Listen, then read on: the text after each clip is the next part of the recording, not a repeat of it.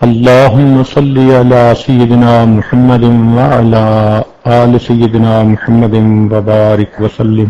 اللهم صل على سيدنا محمد وعلى آل سيدنا محمد وبارك وسلم. اس دنیا میں مختلف چیزوں سے نفع اٹھانے کے طریقے مختلف ہیں. ہوا سے نفع اٹھانے کے طریقے اور ہیں، پانی سے نفع اٹھانے کے طریقے اور ہیں، آگ سے نفع اٹھانے کے طریقے اور ہیں، مٹی سے نفع اٹھانے کے طریقے اور ہیں. دل میں سوال پیدا ہوتا ہے کہ یہ تو سب چیزیں مخلوق ہوئی ہیں، اس مخلوق کو پیدا کرنے والا جو پروردگار ہے، اس پروردگار سے نفع اٹھانے کا طریقہ کیا ہے؟ اس کو سمجھانے کے لیے انبیاء تشریف لائے اور انہوں نے آ کے یہی بات سمجھائی کہ لوگوں، تم اپنی زندگی کو میرے طریقے پر اپنا لو، تم اللہ کی ذات سے سب سے زیادہ فائدہ اٹھانے والے بندے بن جاؤ. چنانچہ نبی علیہ السلام نے یہ بات بتلائی کہ جو شخص اللہ رب العزت سے مانگنا چاہے، اس طریقے کا نام دعا ہے. ہم جب اللہ سے مانگتے ہیں نا، یوں سمجھیں کہ اللہ کے دربار میں اپلیکیشن فارورڈ کرنے کے طریقے کو دعا کہتے ہیں. اور نبی علیہ السلام نے کھول کھول کے یہ طریقہ بتایا تاکہ اپلیکیشن بھرنے میں کوئی کوتاہی نہ ہو، کوئی کمی نہ رہ جائے، بندہ یہ نہ بعد میں کہے کہ یہ مجھے تو کسی نے سمجھایا نہیں تھا. چنانچہ آج کی رات اسی دعا کی بات ہوگی. نبی علیہ السلام نے ارشاد فرمایا الدعاء مخ العبادہ، دعا عبادت کا نچوڑ مغز ہے. ایک جگہ فرمایا الدعاء هو العبادہ، دعا عبادت ہے. دعا میں اور باقی اعمال میں ایک بنیادی فرق سمجھیں، اور وہ بڑا عجیب ہے کہ باقی دین کے اعمال اگر دنیا کی نیت سے ہوں تو وہ عملی نہیں ہوتے. مثال کے طور پر ایک لڑکی کو سمارٹ ہونے کا شوق ہے، وہ سارا دن کچھ نہیں کھاتی پیتی، اس کو روزے کا ثواب نہیں ملے گا، اس لیے کہ اس کی نیت روزے کی تھی ہی نہیں. گو اس نے صبح صادق سے لے کے غروب آفتاب تک کچھ نہیں کھایا، کچھ نہیں پیا، عمل روزے والا کیا، ثواب نہیں مل سکتا، نیت نہیں تھی. اسی طرح اگر دنیا کی نیت ہو کہ انسان دنیا کی واہ واہ چاہتا ہے اس لیے کسی کو صدقہ خیرات دیتا ہے، اس کا ثواب کوئی نہیں ملے گا، نیت میں دنیا تھی. تو باقی تمام اعمال اگر دنیا کی نیت سے کر لیے جائیں تو ان کا ثواب ختم ہو جاتا ہے. اللہ کی شان دیکھو، یہ دعا ایک ایسا عمل ہے کہ بندہ خالص اپنی دنیا کے لیے اللہ سے دعا مانگے، یہ دعا پھر بھی عبادت ہوتی ہے. خالص دنیا کے لیے مانگے، اللہ مجھے دنیا کا یہ چاہیے، یہ پھر بھی عبادت ہے. اللہ اکبر کبھی. حضرت علی رضی اللہ تعالیٰ عنہ کی روایت ہے، فرمایا من فتحت لہ ابواب الدعاء فتحت لہ ابواب الرحمہ. جس شخص کے لیے دعا کے دروازے کھل گئے، اس شخص کے لیے اللہ کی رحمت کے دروازے کھل گئے. اور ایک جگہ فرمایا فتحت لہ ابواب الجنہ، اس کے لیے جنت کے دروازے کھل گئے. چنانچہ ترمذی شریف کی روایت ہے ان ثوبان رضی اللہ تعالی عنہ قال قال رسول اللہ صلی اللہ علیہ وسلم لا يرد القدر الا الدعاء، کہ تقدیر کو نہیں بدل سکتی مگر دعا. ولا يزيد في العمر الا البر، اور عمر میں زیادتی نہیں ہوتی مگر نیکوکاری کی ساتھ. وان الرجل لَيُحْرَمُ الرِّزْقَ بِالذَّنبِ يُصِيبُهُ، اور انسان کو جو رزق ملنے والا ہوتا ہے اپنے گناہوں کی نحوست کی وجہ سے وہ اس رزق سے محروم کر دیا جاتا ہے. تو ہمیں جو پریشانی آتی ہے نا، وہ اصل میں ہماری اپنی کوتاہیاں ہوتی ہیں. قرآن مجید میں اللہ تعالیٰ نے فرمایا ما اصابکم من مصیبت فبما کسبت ایدیکم، جو مصیبت تمہیں پہنچتی ہے تمہارے ہاتھوں کی کمائی ہوتی ہے. عائشہ صدیقہ رضی اللہ تعالی عنہا کی روایت ہے، فرماتی ہیں قال رسول اللہ صلی اللہ علیہ وسلم الدعاء ينفع مما نزل ومما لم ينزل، دعا اس مصیبت کے لیے بھی فائدہ مند جو نازل ہو چکی، اور اس کے لیے بھی فائدہ مند جو ابھی نازل نہیں ہوئی. جو ہو چکی اب اللہ اس کو برداشت کرنا آسان فرما دیتے ہیں، اور جو نہیں ہوئی اللہ اس کو وہی روک دیتے ہیں. آگے عجیب بات فرمائی وَإِنَّ الْبَلَاءَ لَيَنْزِلُ فَيَلْقَاهُ الدُّعَاءُ، بلا نازل ہوتی ہے بندے کے اوپر نیچے سے اس کی دعا جاتی ہے، فیا تلیجان الی یوم القیامہ، قیامت تک یہ دعا اس بلا کو دھکیلتی رہتی ہے، اس بندے تک آنے نہیں دیتی۔ چنانچہ انسان اللہ رب العزت سے دعا مانگے تو رب کریم اس کی پریشانیوں کو دور کرتے ہیں، اس کے حالات کو ٹھیک فرما دیتے ہیں۔ اس لیے فرمایا کہ من لم یدعو اللہ یغضب علیہ، جو شخص اللہ سے دعا نہیں مانگتا اللہ تعالیٰ اس بندے سے ناراض ہوتے ہیں۔ دنیا کا معاملہ دیکھو، کسی سے ایک دفعہ مانگو وہ دے گا، دوسری دفعہ مانگو دے گا، تیسری دفعہ کنی کترا جائے گا، چوتھی جگہ بولنا چھوڑ دے گا، پانچویں دفعہ تو صاف جھنڈی دکھائے گا کہ کیا مصیبت ہے، ہر وقت مانگتے ہو۔ دنیا داروں سے مانگو تو جتنا زیادہ مانگو گے اتنا وہ دھکے دے کے نکالیں گے، اور اللہ رب العزت وہ ذات ہے کہ کوئی بندہ اللہ تعالیٰ سے ایک دفعہ مانگے دیتے ہیں، 2 دفعہ مانگے دیتے ہیں، 10 دفعہ مانگے دیتے ہیں، 100 دفعہ مانگے دیتے ہیں، بلکہ جو بندہ ہر حال میں اللہ سے مانگے، ہر چیز اللہ سے مانگے، اللہ رب العزت اس بندے کو اپنا ولی بنا لیا کرتے ہیں۔ فرماتے ہیں یہ میرے سوا کسی سے مانگتا ہی نہیں، یہی میرا دوست ہے۔ اللہ اکبر کبیر۔ سیدنا ابو ہریرہ رضی اللہ تعالی عنہ کی روایت ہے، فرماتے ہیں ان اعجز الناس من عجز من ان الدعاء، انسانوں میں سب سے زیادہ عاجز وہ جو دعا کرنے سے عاجز ہو جائے۔ وابخل الناس من بخل بالسلام، اور سب سے بخیل وہ جو دوسروں کو سلام ہی نہ کرے۔ حدیث مبارکہ میں فرمایا الدعاء صلاح المؤمن، دعا مومن کا اسلحہ ہے۔ اسلحہ سے کیا مراد؟ کہ انسان شیطان کے ساتھ، دشمنوں کے ساتھ، حاسدوں کے ساتھ اس اسلحے کے ذریعے سے فائٹ کر سکتا ہے، ان کے مکر سے انسان اپنے آپ کو بچا سکتا ہے۔ اس لیے جتنی دعا مانگے گا اللہ رب العزت کی طرف سے رحمتیں ہوں گی۔ چنانچہ حدیث پاک میں آیا کہ انسان اپنے بچاؤ کی جتنی تدبیریں کرتا ہے، انسان اپنے بچاؤ کی جتنی تدبیریں کرتا ہے یا بہتری کے جتنے اسباب کرتا ہے، ان سب میں سے بہتر تدبیر اور بہتر سبب اس کی دعا ہوا کرتی ہے۔ آپ اپنے لیے کوئی بھی سبب بنائیں، سب سے بہترین سبب آپ کا دعا ہوگی۔ اس کا مطلب یہ ہے کہ ہمیں ہر حال میں اللہ سے دعا مانگنی چاہیے۔ چنانچہ اللہ تعالیٰ بندے کی دعا کو رد نہیں فرماتے، 3 میں سے ایک صورت میں قبول کرتے ہیں۔ توجہ فرمائیں، بندے نے جیسے دعا مانگی ویسے قبول ہو گئی۔ ایک صورت تو یہ ہے اگر ایسے نہ ہو تو اللہ تعالیٰ اس کے بدلے کوئی آنے والی بلا اور مصیبت اس بندے سے ہٹا دیتے ہیں، کمپنسیشن ہو گئی، کیا پتا کہ وہ بلا اور مصیبت زیادہ بڑی تھی۔ تیسرا، اگر یہ بھی نہ ہوا اللہ تعالیٰ اس بندے کے اکاؤنٹ میں اس دعا کو لکھوا دیتے ہیں، انٹری کروا دیتے ہیں کہ اس نے دعا مانگی تھی، دنیا میں اس کو ریوارڈ نہیں ملا، نوٹ کرو اس کے اکاؤنٹ میں۔ حدیث پاک میں آتا ہے یہ بندہ قیامت کے دن اللہ تعالیٰ کے حضور پیش ہوگا، اس وقت اللہ تعالیٰ اس کی مانگی ہوئی دعاؤں پر اتنا اس کو اجر اور بدلہ دیں گے کہ وہ بندہ کہے گا کاش دنیا میں میری کوئی دعا قبول نہ ہوتی، مجھے ہر ایک کا بدلہ آخرت میں عطا کیا جاتا۔ تو مومن کو تو مزے ہیں، 3 میں سے ایک نہ ایک صورت جو ہے اس میں اس کی دعا قبول، ویسے قبول ہو جائے تو بھی مزے، اس کے بدلے بلا مصیبت دور ہو جائے تو بھی مزے، اور قیامت کے دن اجر اور بدلہ ملے تو بھی مزے۔ اس لیے دعا خوب مانگنی چاہیے اور زیادہ مانگنی چاہیے۔ ایک صورت ہے جس میں اللہ تعالیٰ دعا رد فرماتے ہیں، یا تو اس بندے کے جسم پہ کپڑے حرام کے ہوتے ہیں یا کھانا حرام کا ہوتا ہے، یا وہ بندہ اپنی زبان سے خود کہتا ہے وہ جی ہماری تو دعا قبول ہی نہیں ہوتی۔ چنانچہ کتابوں میں علماء نے لکھا کہ جب کوئی بندہ اپنی زبان سے خود یہ لفظ کہہ دیتے او جی ہماری تو قبول ہی نہیں ہوتی، اس بات پر اللہ کو اتنا جلال آتا ہے، اللہ اس کی مانگی دعا کو پھر رد فرما دیتے ہیں۔ اس لیے یہ لفظ کبھی بھی نہیں کہنے چاہیے۔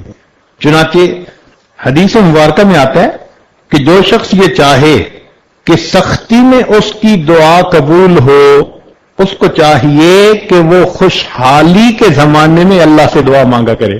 جو خوشحالی کے دور میں اللہ سے دعا مانگتا ہوگا، اللہ تنگ دستی کے عالم میں بھی اس کی دعا کو قبول فرمائے۔ آج آٹا گھر پہ نہ ہو پھر تو ہر کوئی رو کے مانگتا ہے، لیکن گھر میں اگر سب کچھ کھانے کا ہو پھر کسی کو دیکھا کہ رو کے مانگ رہا ہو، پھر ہم رو کے نہیں مانگتے کہ اللہ ہم اب بھی تیرے محتاج ہیں۔ تو خوشحالی کے زمانے میں دعائیں مانگیے، اس کی برکت سے اللہ تنگدستی کے عالم میں دعاؤں کو قبول فرمائیں گے۔ اب دعا کیسے مانگی جائے، کچھ اس پہ بھی بات ہو جائے۔ اللہ رب العزت ہمارے اکابر کو جزائے خیر عطا فرمائے، جنہوں نے دعا کے آداب کو تفصیل کے ساتھ کھولا۔ آپ ذرا توجہ کے ساتھ سنیے گا، اس میں بعض رکن ہیں ان کے بغیر دعا ہی نہیں ہوتی، بعض شرائط ہیں، بعض چیزوں کے کرنے کا حکم دیا، بعض کو نہ کرنے کا حکم دیا۔ چنانچہ سب سے پہلی چیز کہ کھانے پینے پہننے اور کمانے میں حرام چیزوں سے پرہیز کرنا۔ دوسرا اخلاص کے ساتھ دعا مانگنا، دکھاوا نہ ہو۔ تیسرا دعا سے پہلے کچھ نیک عمل کرنا اور سختی کے وقت میں اپنے نیک عمل کو اللہ کے سامنے پیش کرنا۔ چوتھا صاف پاک ہونا، باوضو ہونا، قبلہ رخ ہونا، دعا سے پہلے 2 رکعت نفل پڑھنا، 2 زانو بیٹھنا، دعا کے اول اور آخر میں اللہ تعالیٰ کی حمد و ثنا بیان کرنا، نبی علیہ الصلوۃ والسلام پر اول اور آخر درود شریف پڑھنا، دونوں ہاتھوں کو پھیلانا، دونوں ہاتھوں کو کندھوں کے برابر اٹھانا، دونوں ہاتھوں کو ایسے نہیں بلکہ کھلا رکھنا، دعا مانگتے وقت با ادب رہنا، عاجزی کرنا، اپنی مسکنت کا اظہار کرنا، دعا مانگتے وقت آسمان کی طرف نہیں دیکھنا چونکہ یہ ادب کے خلاف ہے، اللہ تعالیٰ کے اسماء گرامی کا واسطہ دے کر دعا مانگنا، قافیہ بندی سے پرہیز کرنا، گانے کی طرز اختیار نہ کرنا، انبیاء کرام کے وسیلے سے دعا مانگنا، اللہ کے نیک بندوں کا واسطہ دے کر دعا مانگنا، چلا کے دعا نہیں مانگنی، مجمع ہو تو بھلے اونچی آواز میں مانگے مگر بہت چلا کے جو بات کی جاتی ہے وہ اذان نہیں دینی۔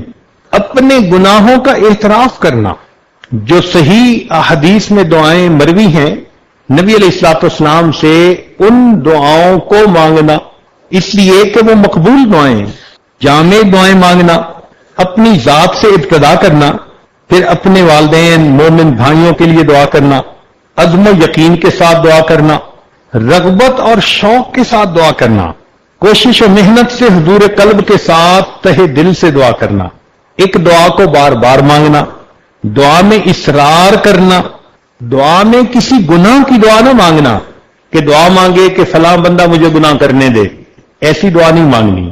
کسی محال چیز کو نہ مانگنا، مثلا کسی کو زیادہ ہی شوق ہے اللہ مجھے لڑکی بنا دے، اب یہ محال ہے نا، اللہ نے تو اسے مرد بنا دیا، تو امر محال مت مانگے دعا میں۔ رحمت خداوندی کو تنگ نہ کرے کہ بس اللہ مجھے بخش دے، نہیں، مجھے کیوں، سب کو اللہ بخش دے، سب کی خطاؤں کو معاف کر دے۔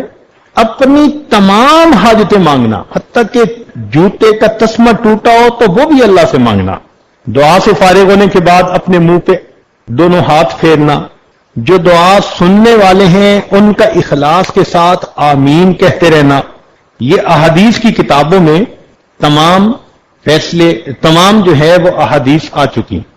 جلد بازی نہ کرے، اللہ آج ہی دعا قبول کر لے، ان آداب کے ساتھ دعائیں مانگیں گے تو جلدی قبول ہوں گی۔ اب دعا کے قبول ہونے کے کچھ اوقات ہوتے ہیں، حدیث پاک میں آیا ان اوقات میں جلدی دعا قبول ہوتی ہے، مثلا شب قدر جیسے آج کی رات، یہ قبولیت دعا کی رات، عرفہ کا دن، حج کا دن، رمضان مبارک کے مہینے میں دعا قبول، شب جمعہ میں دعا قبول، جمعہ کے دن میں دعا قبول، آدھی رات کے وقت دعا قبول، پہلی تہائی رات میں دعا قبول، آخری تہائی رات میں دعا قبول، سحری کے وقت دعا قبول، ساعت جمعہ میں جب امام خطبے کے درمیان بیٹھتا ہے اس وقت مانگی ہوئی دعا قبول، اور سیدہ فاطمہ الزہرا عنہا کی روایت ہے کہ جمعے کے دن عصر اور مغرب کے درمیان مانگی ہوئی دعا قبول۔ پھر کچھ حالتیں ایسی ہیں کہ جن حالتوں میں دعائیں قبول ہوتی ہیں، مثلا جب نماز کے لیے اذان دی جائے تو جیسے ہی اذان شروع ہونا اللہ اکبر، اگر دل میں سے کوئی دعا نکلے اللہ کے ہاں قبول ہو جاتی ہے۔ اذان اور اقامت کے درمیان دعا مانگے تو قبول، مصیبت زدہ شخص کی دعا قبول، میدان جہاد میں صف باندھے ہوئے ہوں تو دعا قبول، فرض نمازوں کے بعد دعا قبول، سجدے کی حالت میں دعا قبول، تلاوت قرآن مجید کے بعد دعا قبول، زمزم پیتے ہوئے دعا قبول، میت کے پاس حاضر ہوتے وقت دعا قبول، مرغ کی اذان سنے، آواز سنے، دعا قبول، بہت سارے مسلمانوں کا مجمع ہو، دعا قبول، ذکر کی مجلسوں میں دعا قبول، جب امام فاتحہ ختم کرتا ہے تو ہم آمین کہتے ہیں، اس وقت کی دعا قبول، میت کی آنکھ بند کرتے وقت کی دعا قبول، نماز کی اقامت جب کھڑی ہوتی ہے اس وقت دعا قبول، بارش ہوتے وقت دعا قبول، کعبہ پر جب پہلی نظر پڑے عمرہ حج پہ جانے والوں کی تو ان کی دعا قبول۔ قرآن مجید میں سورہ انعام کے اندر 2 مرتبہ اللہ اللہ کا لفظ آیا ہے، قریب، رسول اللہ، اللہ ہے، تو اس کے درمیان میں مانگی ہوئی دعا قبول۔ کچھ مقامات ایسے ہیں جن مقامات کی دعا قبول، چنانچہ طواف کرتے ہوئے ملتزم سے لپٹ کر حسن بصری رحمت اللہ علیہ نے بیت اللہ شریف کے 15 مقامات گنوائے ہیں جن میں دعا قبول۔ پھر کچھ اللہ کے بندے ایسے ہوتے ہیں کہ جن کی موجودگی میں دعا قبول، چنانچہ دکھی دل والا بندہ جہاں کہیں ہوگا اس کی موجودگی میں دعا قبول، مظلوم کی دعا قبول، اگرچہ مظلوم کافر ہی کیوں نہ ہو، والد کی دعا اولاد کے حق میں قبول، امام عادل کی دعا قبول، نیک بندے کی دعا قبول، جو اپنے والدین کے ساتھ حسن سلوک کرنے والا ہو اس کی دعا قبول، مسافر کی دعا قبول، اب مسافر تو یہاں بہت سارے ہیں، روزہ دار جس وقت افطار کرے اس وقت کی دعا قبول، مسلمان کی دعا اپنے مسلمان بھائی کے لیے اس کے پیٹھ پیچھے قبول، ختم قرآن جب ہوتا ہے تو اس وقت حافظ جو دعا مانگے یا مجلس میں جو دعا مانگی جائے اس وقت کی دعا قبول، مریض کی دعا قبول، مجاہد کی دعا قبول۔ تو یہ وہ لوگ ہیں کہ جن کی دعائیں اللہ رب العزت قبول فرماتے ہیں۔ اب نیکوں کی فہرست میں تو ہم نہیں شامل ہو سکتے جو اللہ کے ہاں نیک ہوتے ہیں، البتہ مسافروں کی فہرست میں تو ہم شامل ہیں، اس لیے کہ گھر چھوڑا، بیوی بچوں کو چھوڑا، اپنے گھر سے دور آ کر ایک جگہ موجود، شرعی حکم بھی لاگو مسافر کا، لوگ بھی مسافر سمجھتے ہیں، تو معلوم ہوا کہ یہ ایک ایسی نسبت ہے، اللہ اگر اس کو قبول کر لے تو یقیناً دعا قبول ہوگی۔ اب ذرا چند باتیں دل کے کانوں سے اور سن لیجئے۔ کئی مرتبہ بندہ دل میں یہ سوچتا ہے جی میں تو بڑا گنہگار ہوں، بڑا خطا کار ہوں، اور جی میری دعا کہاں قبول ہوگی۔ سفیان بن عیینہ فرماتے ہیں لا یمنعن احدن الدعاء ما یعلم فی نفسہ، تم میں سے کوئی بندہ دعا کرنے سے رکے نہیں جو کچھ وہ اپنے اندر کے بارے میں جانتا ہے، یعنی اندر تو جانتا ہے نا حال کیا ہے، یعنی من التقصیر فإن اللہ قد اجاب دعاء الشر خلقہ وہو ابلیس حین قال رب انذرنی الی یوم یبعثون۔ فرماتے ہیں اللہ تعالیٰ نے مخلوق میں سب سے جو شریر شیطان تھا، جب اس نے اللہ کے سامنے دعا مانگی تھی رب انذرنی الی یوم یبعثون، اللہ نے اس کی دعا کو بھی قبول فرما لیا تھا۔ اس کا مطلب ہے کہ کوئی کتنا خطا کار کیوں نہ ہو، کتنا گناہگار کیوں نہ ہو، وہ بھی اگر اللہ سے اخلاص سے دل کے ساتھ دعا مانگے گا اللہ یقیناً اس کی دعا کو قبول فرمائیں گے۔ کسی عارف نے شعر کہا لا تسألن بنی آدم حاجتن، کہ بنی آدم سے تم اپنی حاجتیں مت مانگو، واسأل الذی ابوابہ لا تحجب، اس ذات سے مانگو کہ جس کے دروازے بند نہیں ہوتے، کوئی پہرے دار نہیں ہوتا۔ اللہ یغضب ان ترکت سوالہ، اللہ ناراض ہوتے ہیں اگر تم اس سے مانگنا چھوڑ دو۔ وَإِذَا سَأَلْتَ بَنِيَّ آدَمَ يَغْضَبُ، اور بنی آدم جب تم اس سے مانگو تو وہ مانگنے سے ناراض ہوتا ہے۔ اس لیے اللہ رب العزت ہی سے ہمیں دعائیں مانگنی چاہیے۔ اللہ اکبر کبیرہ۔ چنانچہ دعا مانگتے ہوئے یکسوئی کے ساتھ دعا مانگے، اس لیے کہ اگر یکسوئی نہیں ہوگی تو پھر دعا قبولیت کے مقام تک نہیں پہنچے گی۔ ایک بڑی عجیب بات ہے، توجہ سے سنیے۔ قیل کہا گیا مرہ موسیٰ علیہ السلام برجل، موسیٰ علیہ السلام ایک بندے کے پاس سے گزرے، یدعو ویتضرع، دعا مانگ رہا تھا اور خوب تضرع کے ساتھ رو رو کے مانگ رہا تھا۔ فقال موسیٰ علیہ السلام، موسیٰ علیہ السلام نے کہا الہی لو کانت حاجتہ بیدی فقضیتھا، اگر اس کی حاجت میرے ہاتھ میں ہوتی تو میں پوری کر دیتا. یعنی وہ اتنا مانگ رہا تھا لجاجت سے اور رو رو کے کہ حضرت موسیٰ علیہ السلام کا دل پسیج گیا سن کے، اور وہ فرمانے لگے کہ اللہ اس کی حاجت اگر میرے بس میں ہوتی تو میں پوری کر دیتا. فأوحى اللہ تعالی الیہ، اللہ تعالیٰ نے حضرت موسیٰ علیہ السلام کی طرف وحی نازل فرمائی، انا ارحم بہ منک، ہے موسیٰ علیہ السلام میں آپ سے زیادہ رحم کرنے والا ہوں. ولکنہ یدعونی، بات یہ ہے کہ یہ دعا تو کر رہا ہے، وَلَهُ غَنَمٌ، اور اس کا بکریوں کا غلہ ہے، وَقَلْبُهُ عِنْدَ غَنَمِهِ، اور اس کا دل بکریوں کے ان غلے کی طرح مشغول ہے. اللہ اکبر کبیرہ. وَإِنِّي لَا أَسْتَجِيبُ لِعَبْدٍ يَدْعُونِي وَقَلْبُهُ عِنْدَ غَيْرِي، اور میں بندے کی دعا نہیں قبول کرتا کہ جو دعا تو مجھ سے مانگ رہا ہو اور دل اس کا کسی غیر کی طرف متوجہ ہو. فذکر موسیٰ علیہ السلام للرجل، موسیٰ علیہ السلام نے اس بات کا تذکرہ اس بندے سے کیا، ذالک، اس بات کا، فانقطع الی اللہ بقلبہ، چنانچہ وہ اس نے اپنے دل کو منقطع کر لیا ادھر سے اللہ کی طرف. فقضیت حاجتہ، اللہ نے اسی وقت اس کی حاجت کو پورا فرما دیا. اس کا مطلب یہ ہوا کہ دعا مانگنے کی شرط یہ ہوئی کہ ہمارے دل دنیا کی چیزوں میں مشغول نہ ہوں، خالص اللہ کی طرف مشغول ہو.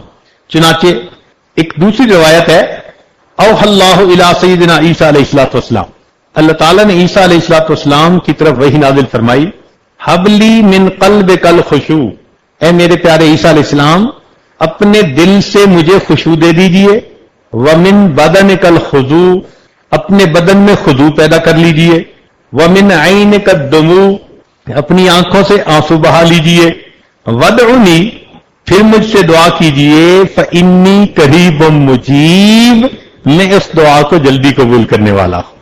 دل اللہ کی طرف متوجہ ہو، جسم میں ادب ہو، اور انسان کی آنکھوں میں آنسو ہو، اور لجاجت کے ساتھ اللہ سے مانگے، اللہ تعالیٰ ایسی دعا کو ضرور قبول فرما لیتے ہیں. چنانچہ علماء کا اس میں اختلاف ہوا کہ سکوت افضل ہے یا مانگنا افضل ہے. بعض علماء نے کہا کہ سکوت افضل. اختلف الناس فی ان الافضل الدعاء اما السکوت والرضا. دو ہی باتیں ہیں نا، ایک تو چپ رہو بس اللہ کی رضا پہ راضی، یہ بہتر ہے، یا پریشانی ہو تو اللہ سے مانگ لو. فمنہم من قال الدعاء عبادہ، ان میں سے بعض نے کہا کہ دعا عبادت ہے. وَلِأَنَّ الدُّعَاءَ اِظْهَارُ الْاِفْتِقَارِ إِلَى اللَّهِ تَعَالَى، اور دعا میں انسان اللہ کے سامنے اپنی پریشانی، اپنی فقیری کا اظہار کرتا ہے. اور دوسری جماعت نے کہا کہ السکوت تحت جریان الحکم اتم، کہ اللہ کا جو حکم آ گیا بس خاموش رہے کہ میرے مالک کی جو مرضی، میں اللہ کی رضا پہ راضی. قد قال النبی صلی اللہ علیہ وسلم خبرا ان اللہ تعالی، اور وہ دلیل کیا دیتے ہیں کہ اللہ تعالیٰ نے فرمایا من شغلہ ذکری ام مسئلتی آتیتہ افضل ما اوتی السائلین، کہ جس کو میری یاد دعا مانگنے سے روک لے میں دعا مانگنے والوں سے اس کو زیادہ عطا فرماتا ہوں. وہ یہ دلیل دیتے ہیں. لیکن بزرگوں نے اس میں تطبیق کیسے دی؟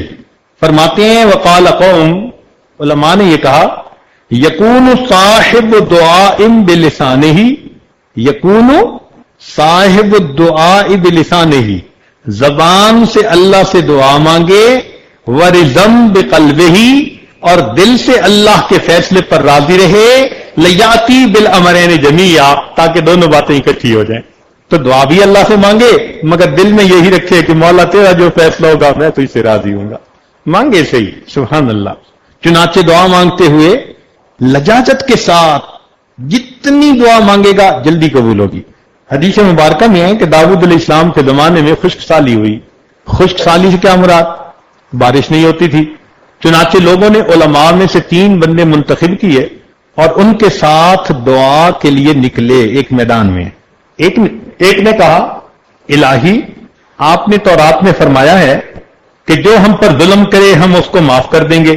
الہی ہم نے اپنی جہانوں پر ظلم کیا ہے تو پھر تو ہمیں معاف فرما دے. اللہ اکبر. دوسرے نے کہا الہی آپ نے تورات میں فرمایا ہے کہ ہم اپنے غلاموں کو آزاد کریں. الہی ہم بھی تیرے غلام ہیں, تیرے دروازے پر حاضر ہیں, تو بھی ہمیں آزاد فرما دے. تیسرے نے کہا الہی آپ نے تورات میں فرمایا ہے کہ جب ہمارے دروازوں پر مسکین کھڑے ہوں ہم ان کو محروم نہ پھیریں.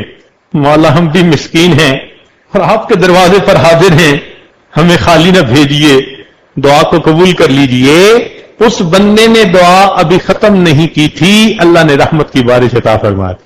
اللہ اکبر کبیرہ.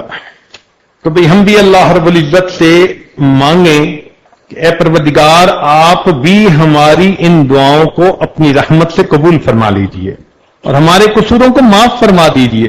اور مانگیں تو پھر خوب اللہ رب العزت سے عاجزی کے ساتھ, جتنا مانگ سکتے ہو اتنا عاجزی کے ساتھ مانگیں کہ اللہ رب العزت بڑے کریم ہیں. اللہ اکبر کبیرہ.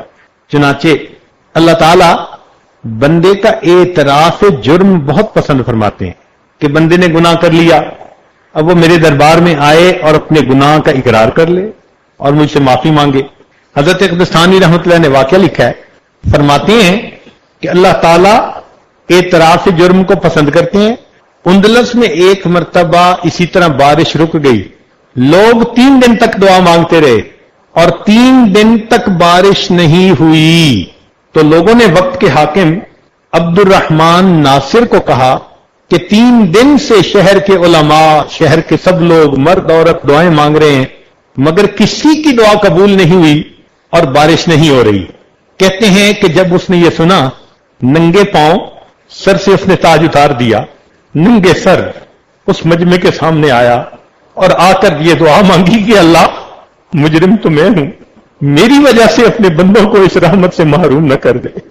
اس کا یہ اعتراف کر کے دعا مانگنا اللہ کو اتنا پسند آیا کہ اسی وقت اللہ نے بارش عطا فرمائی. تو بندہ اپنے گناہوں کا اعتراف کر کے دعا مانگے کہ میرے مالک انسان ہیں, خطا کار ہیں, آپ سے رحمت کے طلبگار ہیں, آپ رحیم اور کریم ہیں, ہم پر رحمت فرما دیجئے.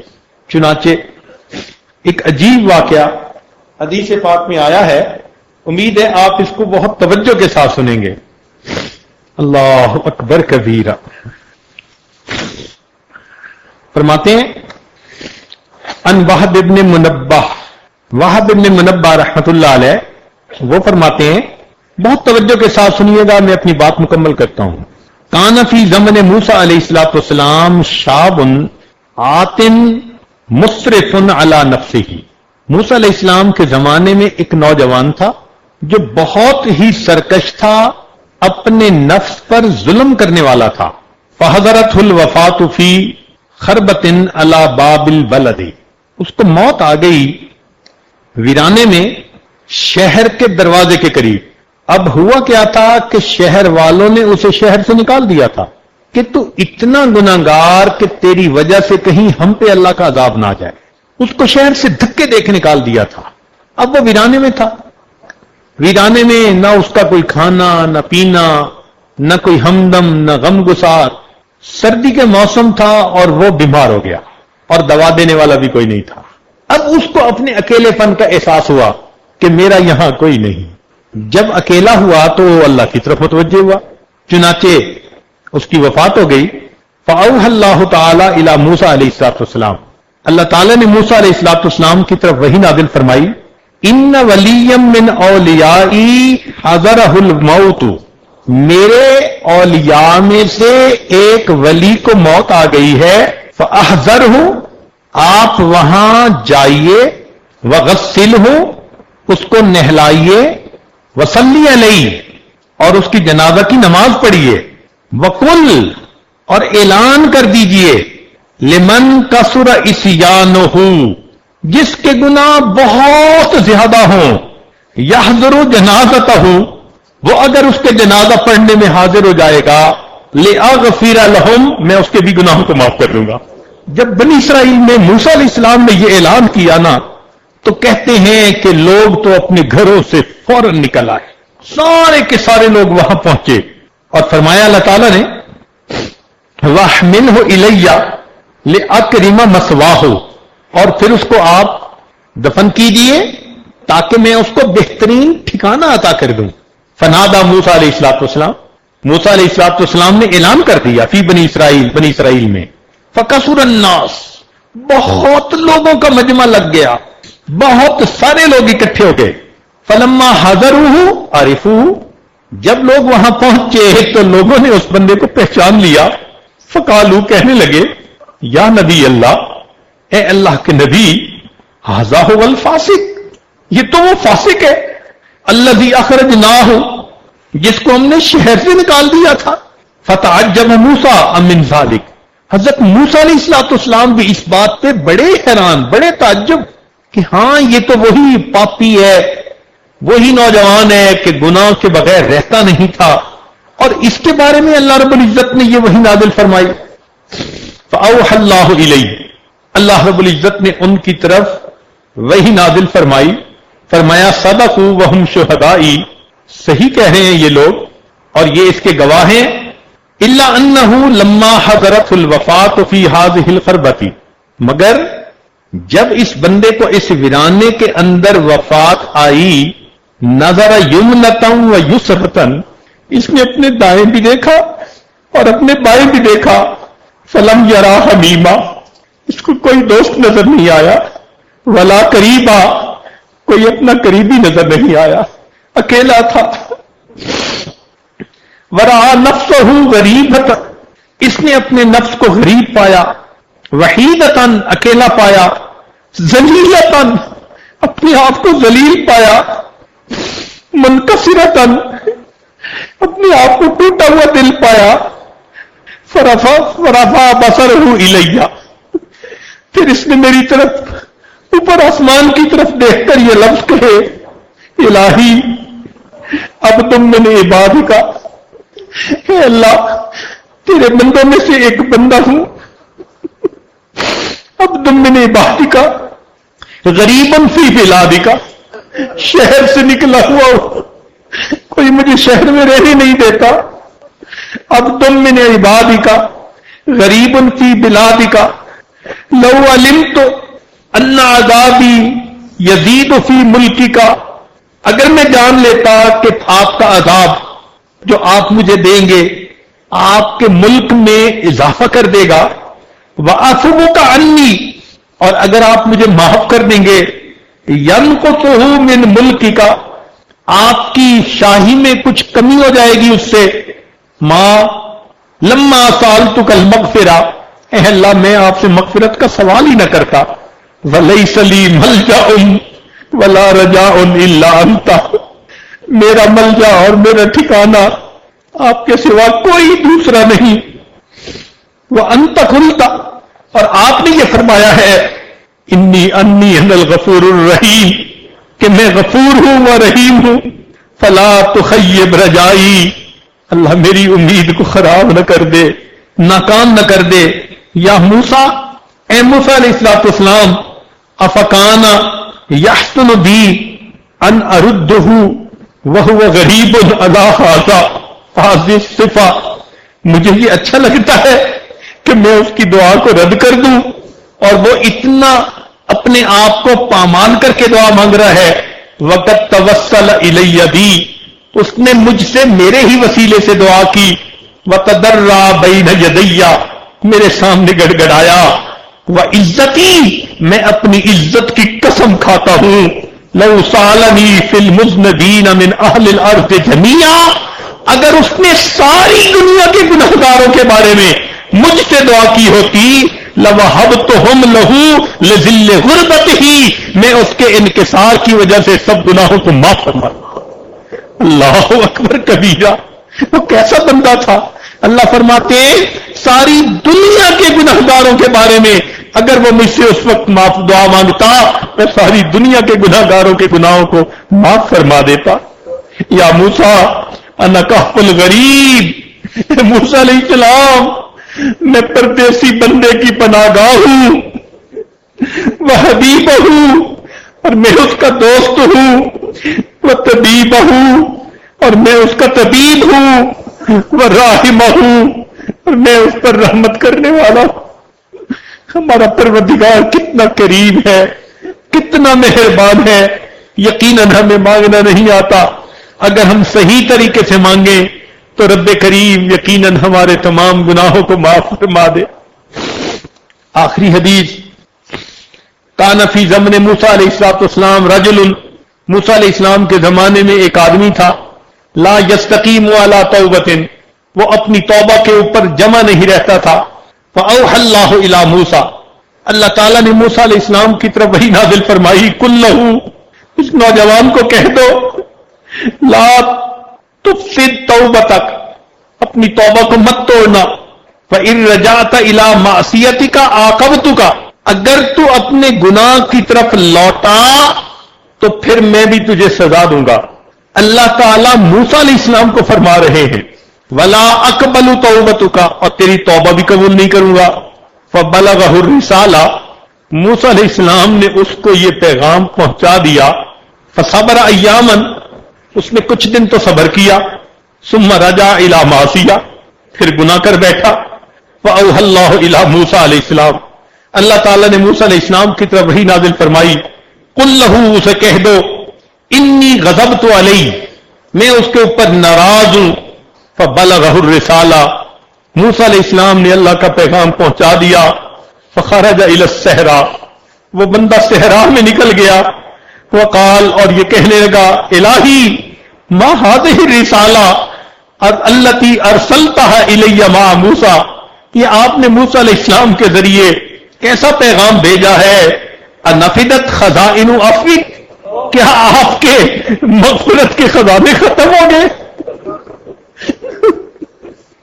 اللہ اکبر، اللہ اکبر، اے اللہ، کیا آپ کے مغفرت کے خزانے ختم ہو گئے جو آپ اپنے پیغمبر اسلام کے ذریعے مجھے پیغام بھیج رہے ہیں کہ میں غضب ہوں، میں تم پر ناراض ہوں اور تمہاری توبہ کو بھی قبول نہیں کروں گا۔ وَأَيُّ ذَنبٍ أَعْظَمُ مِنْ عَفْوِكَ، میرے مولا کون سا میرا گناہ تیری رحمت سے زیادہ بڑا ہے کہ معاف ہونے کے قابل نہیں۔ حتیٰ تقول لا اغفر لک، آپ فرماتے ہیں کہ میں مغفرت نہیں کروں گا، فکیف لا تغفر لی، آپ کیسے میری مغفرت نہیں کریں گے؟ والکرم من صفاتک، آپ کی صفات میں سے ہے کہ آپ بڑے کریم ہیں۔ فَإِذَا أَيَّسْتَ عِبَادَكَ مِنْ رَحْمَتِكَ، اے اللہ آپ اگر اپنے بندوں کو اپنی رحمت سے مایوس کریں گے، فَمَن يَرْجُوهُمْ، آپ کے بندے کہاں جائیں؟ کون سا کوئی اور دروازہ ہے کہ ہم اس دروازے پہ چلے جائیں؟ وَإِن تَرَدتُّهُمْ فَمَن يَقْصُدُونَ، اگر آپ انہیں دھکے دیں تو کہاں کا قصد کرے؟